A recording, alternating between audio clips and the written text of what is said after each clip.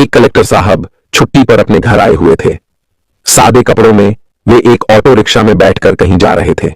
रास्ते में एक चेक पोस्ट पर पुलिस ने ऑटो रिक्शा को रोक लिया। पुलिसकर्मियों ने ऑटो चालक से कागजात की मांग की और कमी निकालते हुए रिश्वत की मांग शुरू कर दी। पुलिस वाले ने कहा, तुम्हारे वाहन का इंश्योरेंस नहीं है, पॉल्यूशन सर्टिफिकेट नहीं है, चालान तो कटेगा ही। ऑटो चालक हाथ जोड़कर बोला, साहब मुझसे गलती हो गई, कागज मेरे पास हैं लेकिन घर पर छूट गए हैं, मैं कल दिखा दूंगा, कृपया माफ कर दीजिए। पुलिसकर्मी ने सख्ती से कहा, नहीं, चालान तो कटेगा। हाँ, अगर चालान नहीं कटवाना चाहते तो 1000 रुपए दे दो। यह सुनकर कलेक्टर साहब चुपचाप पूरी घटना देख रहे थे। ऑटो रिक्शा वाला विनम्रता से कहता है, साहब अभी तो मैं घर से निकला हूं, दिन की शुरुआत ही हुई है, मेरे पास पैसे नहीं है, अभी तक मैंने सिर्फ 100 रुपए ही कमाया है, मैं आपको कहां से पैसा दूं। पुलिसकर्मी तंज कसते हुए जवाब देता है, तुमने कल तो कमाया होगा, वो पैसा कहां गया, उन्हीं पैसों में से दे दो। ऑटो चालक ने निराश स्वर में कहा, साहब वो पैसे तो कल ही खर्च हो गए, मेरे पास सच में पैसे नहीं हैं, आप मुझे माफ कर दीजिए, आगे से ऐसी गलती कभी नहीं करूंगा, मैं हमेशा अपने कागज साथ रखूंगा। इस पूरी बातचीत के दौरान कलेक्टर साहब जो ऑटो के पीछे बैठे थे चुपचाप सब कुछ देख और सुन रहे थे। जब पुलिसकर्मी ऑटो रिक्शा वाले पर रौब डालने और डराने की कोशिश करने लगा तो कलेक्टर साहब उसकी हरकतों पर ध्यान देने लगे, उल्टा सीधा उसको बोलने लगता है। तो दोस्तों, कलेक्टर साहब को गुस्सा आता है और कलेक्टर साहब पुलिस वाले से कहते हैं, तुम्हारी ड्यूटी यहां पर किसने लगाई है और तुम्हें चालान काटने का अधिकार किसने दिया है, ये कोई तरीका है, इस तरीके से किसी से बात करते हो। दोस्तों, जो पुलिस वाला था वो समझता ही नहीं कि ऑटो में बैठा हुआ व्यक्ति कौन है। उस समय जो कलेक्टर साहब थे वो शर्ट, पैंट और चप्पल पहने हुए थे और नॉर्मल कपड़ों में ही, सिविल ड्रेस में, अपने दोस्त से मिलने के लिए घर से निकले थे। दोस्तों, पुलिस वालों को लगा कि यह कोई आम आदमी है जो उनसे इस तरीके का सवाल जवाब कर रहा है। तो दोस्तों, पुलिस वाला उस कलेक्टर साहब को गाली देने लगा, उल्टा सीधा बोलने लगा, उनका कॉलर पकड़कर खींचकर ऑटो से बाहर निकाला और एक थप्पड़ मार दिया। लेकिन दोस्तों, उसके बाद जो पुलिस वाले के साथ हुआ वह आप सोच भी नहीं सकते। जब आप जानेंगे तो आपके पैरों तले जमीन खिसक जाएगी। दोस्तों, वो पुलिस वाला कलेक्टर साहब और उस ऑटो रिक्शा वाले को गिरफ्तार करके अपने थाने ले जाता है। लेकिन फिर भी कलेक्टर साहब अपनी पहचान नहीं बताते और यह नहीं कहते कि वह कलेक्टर है। लेकिन दोस्तों, उस रात ऐसा क्या हुआ कि पूरे थाने में हंगामा मच गया और जो ऑटो रिक्शा वाला था उसकी भी पैरों तले जमीन खिसक गई। साथ ही उस सिपाही के साथ जो इन दोनों को गिरफ्तार करके लाया था, कुछ ऐसा हुआ जिसे जानकर सच में आपके होश उड़ जाएंगे। दोस्तों, यह घटना बेहद दिलचस्प है। आइए इस वीडियो के माध्यम से पूरी सच्चाई जानते हैं। लेकिन दोस्तों, वीडियो में आगे बढ़ने से पहले आपसे एक छोटी सी रिक्वेस्ट है। अगर आप हमारे चैनल पर पहली बार आए हैं तो कृपया चैनल को सब्सक्राइब करें और वीडियो को लाइक करें। इससे हमारा हौसला बढ़ेगा और हम आपको और भी ज्यादा इंटरेस्टिंग कहानियां सुनाते रहेंगे। दोस्तों, यह सच्ची घटना राजस्थान के एक छोटे से गांव की है। जो कलेक्टर साहब थे उनका नाम अभय प्रताप सिंह था। अभय प्रताप अपने माता पिता के इकलौते बेटे थे। उनकी जिंदगी बचपन से ही संघर्षों से भरी रही। आज से 10 साल पहले उनकी हालत बिल्कुल अलग थी।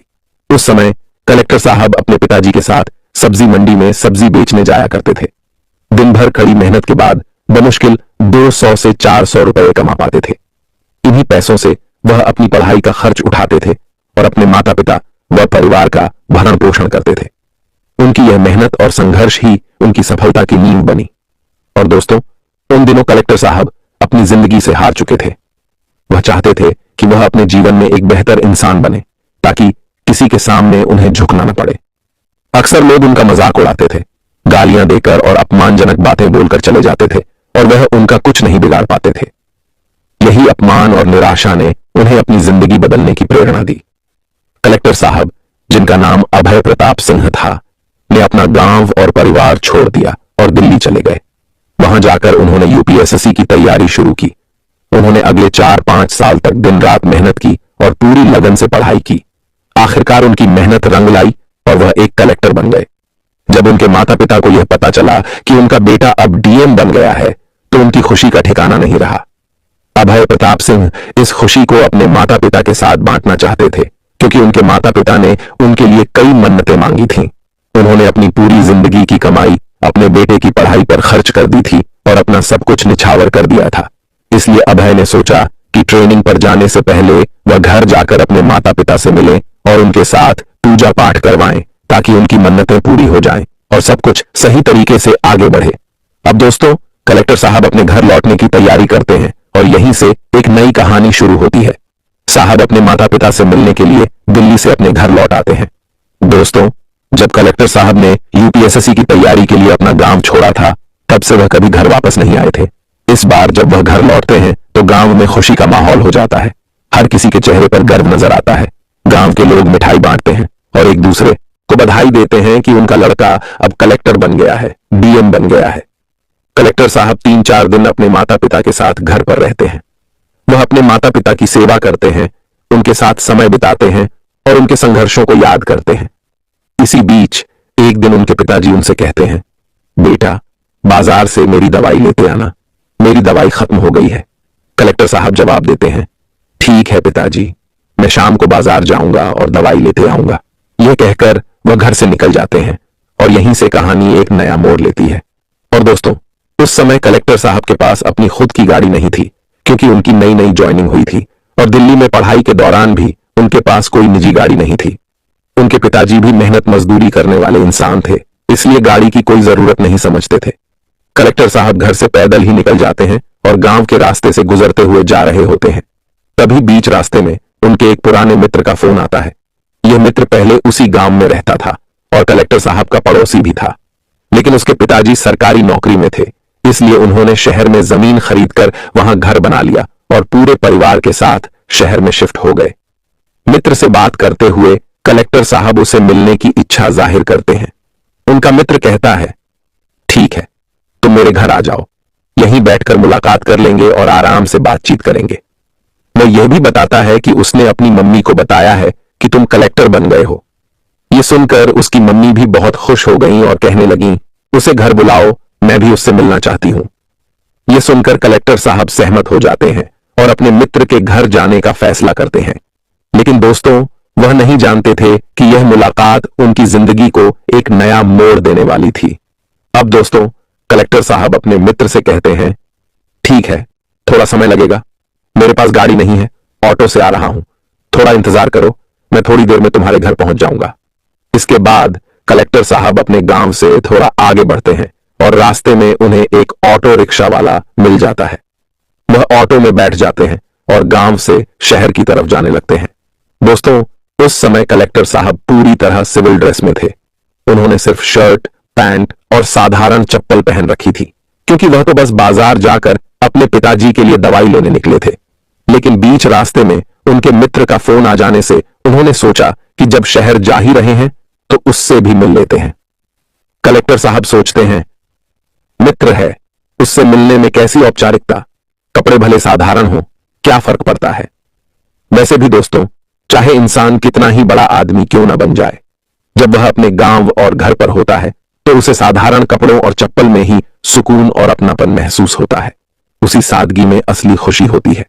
तभी ऑटो रिक्शा शहर की ओर बढ़ रहा होता है। लेकिन दोस्तों, इसी सफर के दौरान कुछ ऐसा होता है जिससे कहानी अचानक एक रोमांचक मोड़ लेती है। बीच रास्ते में ऑटो रिक्शा वाला अचानक ऑटो रोक देता है और कलेक्टर साहब से कहता है, भैया, थोड़ी देर रुकना पड़ेगा, आगे चेक पोस्ट है, वहां चेकिंग हो रही है। अगर मैं अभी जाऊंगा तो ये लोग मुझे पकड़ लेंगे और फालतू में पैसा मांगेंगे। कलेक्टर साहब हैरान होकर पूछते हैं, अरे ऐसा क्यों, तुम्हारे पास कागज तो सब सही है ना। ऑटो वाला जवाब देता है, हां भैया, मेरे पास कागज पूरे हैं, सब कुछ ठीक है, लेकिन फिर भी ये लोग बिना वजह चालान काट देते हैं, कोई ना कोई कमी निकाल लेते हैं और जबरन पैसे ले लेते हैं। यह सुनकर कलेक्टर साहब नाराज होते हैं और कहते हैं, अच्छा ठीक है, चलो मैं देखता हूं कि वो लोग कैसे तुम्हें रोकते हैं और तुमसे पैसे मांगते हैं। लेकिन ऑटो वाला डरते हुए कहता है, नहीं भैया, ऐसा मत करो, मैं कई बार पकड़ा गया हूं, ये लोग मेरी कोई बात नहीं सुनते हैं, उल्टा मुझे डरा धमकाकर पैसे वसूल लेते हैं। कलेक्टर साहब थोड़ी देर सोचते हैं, लेकिन फिर कहते हैं, डरो मत, मैं तुम्हारे साथ हूं, चलो आगे बढ़ते हैं, अगर कुछ होगा तो मैं संभाल लूंगा। दोस्तों, कलेक्टर साहब को अभी भी यह अंदाजा नहीं था कि चेक पोस्ट पर जो होगा वह उनकी जिंदगी के इस सफर को एक अनोखा मोड़ देने वाला है। ऑटो रिक्शा वाला कहता है, भैया, ये लोग हर बार कुछ ना कुछ नुक्स निकाल ही लेते हैं। चाहे मेरे कागज सही हो फिर भी पकड़कर पैसा वसूल करते हैं। कलेक्टर साहब उसे समझाने की कोशिश करते हुए कहते हैं, अरे यार, तुम मेरी बात क्यों नहीं समझ रहे? अगर तुम्हारे पास सब कागज सही हैं तो तुम्हें डरने की जरूरत ही नहीं है। अगर तुमने कोई गलत काम नहीं किया तो वो तुमसे पैसा क्यों लेंगे? ये सुनकर ऑटो वाला गुस्से में आ जाता है और कहता है, देखिए भैया, अगर आपको इतनी जल्दी है तो आप उतर जाइए, कोई दूसरी गाड़ी पकड़कर चले जाइए। लेकिन मैं अभी आगे नहीं जाऊंगा क्योंकि मुझे पता है कि वहां जाएंगे तो ये लोग मुझे जरूर फंसा लेंगे, और अगर फंसा लेंगे तो पैसा देना ही पड़ेगा। और सच कहूं, अभी मेरे पास पैसा भी नहीं है। ऑटो वाले की बात सुनकर कलेक्टर साहब सोच में पड़ जाते हैं। वह समझ जाते हैं कि ऑटो वाला अपने अनुभव के आधार पर बात कर रहा है और उसका डर वास्तविक है। फिर कलेक्टर साहब शांत होकर उसे अपने पास बुलाते हैं और समझाते हैं, देखो, तुम परेशान मत हो। तुम्हारे पास अगर सारे कागज सही हैं, गाड़ी का रजिस्ट्रेशन, इंश्योरेंस, लाइसेंस, तो तुम क्यों डरते हो? ये तुम्हारा अधिकार है कि तुम पुलिस से पूछो कि वे तुमसे पैसे क्यों मांग रहे हैं। अगर तुमने कोई गलती नहीं की है तो तुम्हें पैसा देने की जरूरत ही नहीं। पुलिस वाले बेवजह तुमसे पैसा नहीं ले सकते। कलेक्टर साहब की बात सुनकर ऑटो वाला थोड़ा शांत होता है, लेकिन उसके चेहरे पर अभी भी डर और संकोच साफ झलकता है। दोस्तों, कलेक्टर साहब ने भले उसे समझा लिया हो, लेकिन वह नहीं जानते थे कि आगे क्या होने वाला है। चेक पोस्ट पर उनका सामना ऐसी स्थिति से होगा जो सब कुछ बदल कर रख देगी। तब ऑटो रिक्शा वाला थोड़ा झिझकते हुए कहता है, साहब देखिए, कल मैं गाड़ी की सफाई कर रहा था। उसी दौरान गाड़ी के सारे कागज बाहर निकाले थे, लेकिन गलती से वो कागज घर पर ही छूट गए। अब अगर मैं वहां जाऊंगा तो वो लोग मुझसे कागज मांगेंगे, और जब मैं कहूंगा कि कागज घर पर हैं तो वो चालान काटने के लिए कोई ना कोई बहाना बना ही लेंगे। इसीलिए मैं नहीं जाना चाहता हूं। यह सुनकर कलेक्टर साहब थोड़ा गंभीर हो जाते हैं और कहते हैं, अच्छा, एक बात बताओ, ये गाड़ी तुम्हारे नाम पर है और कागज भी तुम्हारे घर पर ही हैं। ये सच सच बताना। जब दोस्तों ऑटो रिक्शा वाला कहता है कि हाँ भैया, मैं सही बोल रहा हूं, गाड़ी मेरे नाम पर है, अभी 1 साल हुआ मुझे ये गाड़ी ली हुए और इसकी किस्त भी भर रहा हूं, सब कुछ ठीक है, कोई भी दिक्कत नहीं है, लेकिन फिर भी ये लोग परेशान करते हैं और पैसा ले लेते हैं। तब कलेक्टर साहब कहते हैं, ठीक है, मैं गाड़ी में पीछे बैठा हूं, चलो, जितना भी पैसा ये लोग तुमसे मांगेंगे वह सारा पैसा मैं तुम्हें दूंगा और इनको मैं दे दूंगा, लेकिन तुम मुझे लेकर चलो, मुझे देखना है कि ये लोग तुमसे कितना पैसा मांग सकते हैं। अब ऑटो रिक्शा वाला भी मजबूर होकर कहता है, ठीक है, चलता हूं, लेकिन जो भी पैसा ये लोग मांगेंगे वह सारा पैसा मैं नहीं दूंगा, आपको ही देना पड़ेगा। तब कलेक्टर साहब कहते हैं, ठीक है, मैं दे दूंगा, चलो। इस तरह से जब वे आगे बढ़ते हैं और जैसे ही बैरियर के पास पहुंचते हैं तो दोस्तों 3-4 कांस्टेबल वहां पर खड़े थे और उन्होंने ऑटो रिक्शा वाले को रोक लिया और साइड में गाड़ी लगाने के लिए कहा। ऑटो रिक्शा वाला तुरंत गाड़ी को साइड में लगा देता है। तभी वहां एक कांस्टेबल आता है और कहता है, गाड़ी का कागज दिखाओ। तब ऑटो रिक्शा वाला जवाब देता है, सर देखिए, हमारे पास गाड़ी के सारे कागज ठीक हैं, लेकिन एक छोटी सी समस्या है। घर पर मैंने गाड़ी का कागज छोड़ दिया है, रोज रोज लेकर आता हूं, लेकिन आज गलती से कागज भूल गया हूं, आज नहीं लाया हूं, लेकिन कभी और आऊंगा तो आपको दिखा दूंगा। तब दोस्तों पुलिस वाला अपने मोबाइल में कुछ चेक करता है और चेक करने के बाद कहता है, तुम्हारी गाड़ी का पॉल्यूशन नहीं है और तुम्हारा गाड़ी का इंश्योरेंस भी फेल है, तुम्हें चालान तो देना ही पड़ेगा। अब ऑटो रिक्शा वाला हाथ जोड़कर माफी मांगते हुए कहता है, साहब छोड़ दीजिए, गलती हो गई है, कागज में लेकर आऊंगा, आपको दिखा दूंगा, मेरे कागज ठीक हैं, कोई कमी नहीं है। तब पुलिस वाला कहता है, नहीं, देखो दो, तो मैं तुम्हारा चालान नहीं काटूंगा और तुम्हें छोड़ दूंगा, तुम्हारा ज्यादा पैसा भी खर्च नहीं होगा।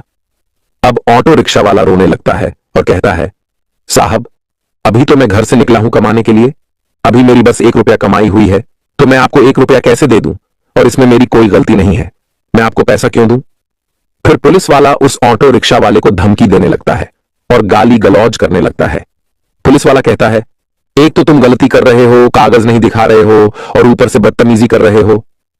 लेकिन दोस्तों कलेक्टर साहब, जो कि चुपचाप ऑटो की पीछे वाली सीट पर बैठे हुए थे और सब कुछ सुन रहे थे, कुछ नहीं बोल रहे थे। जब पुलिस वाला ऑटो रिक्शा वाले को 2-3 थप्पड़ मार देता है और गाली देने लगता है, तब कलेक्टर साहब उस पुलिस वाले से पूछते हैं, भाई एक बात बताओ, तुम्हारी ड्यूटी यहां पर किसने लगाई है और तुम्हें यह चालान काटने का अधिकार किसने दिया है?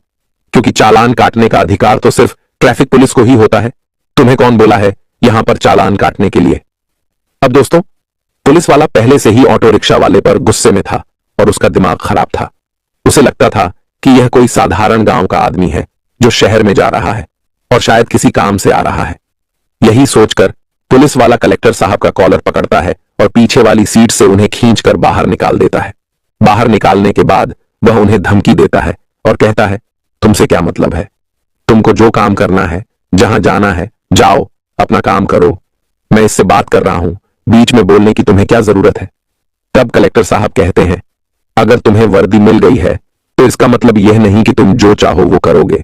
जिसको मारने का मन करेगा उसे मार दोगे और जिससे पैसा वसूलने का मन करेगा उससे वसूल लोगे। यही वर्दी का मतलब है। यह सब सुनकर पुलिस वाले को बहुत गुस्सा आ जाता है और वह कलेक्टर साहब को गिरफ्तार कर लेता है। वह कहता है, चलो, यहां पर तुमको नहीं समझाऊं तो तुम्हें थाने पर लेकर समझाता हूं। अब कलेक्टर साहब भी चुप रहते हुए कहते हैं, ठीक है, चलो, मैं भी तुम्हारे साथ थाने पर चलता हूं और देखता हूं कि वहां तुम मुझे क्या समझाओ। मैं भी यही चाहता हूं। इसके बाद पुलिस वाला ऑटो रिक्शा वाले चालक और कलेक्टर साहब दोनों को गिरफ्तार कर लेता है।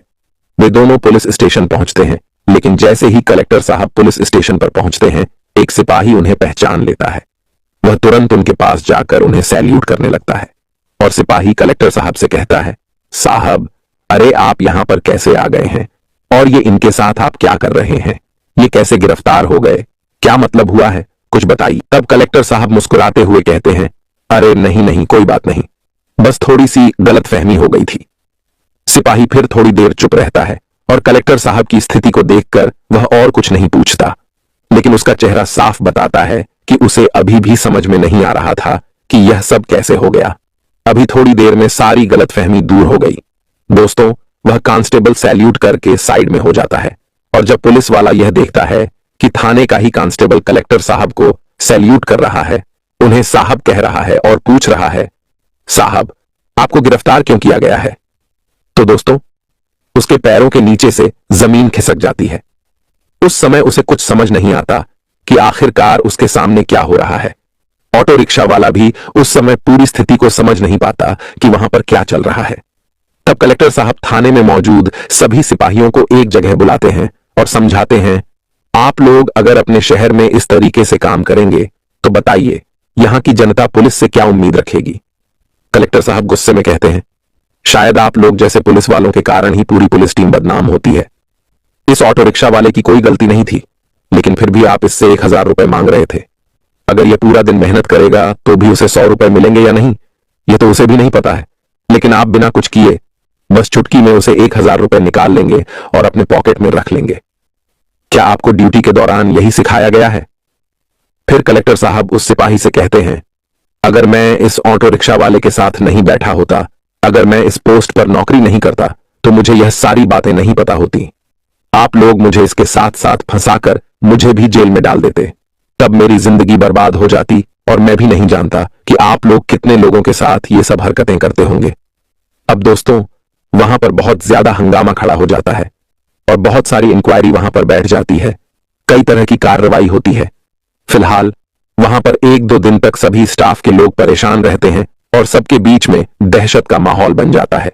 लेकिन दोस्तों, धीरे धीरे कार्रवाई आगे बढ़ती है और अंत में निष्कर्ष यह निकलता है कि जो पुलिस वाला कलेक्टर साहब के साथ बदतमीजी कर रहा था, उसे नौकरी से निकाल दिया जाता है, निलंबित कर दिया जाता है, उसके की सजा उसे मिल जाती है।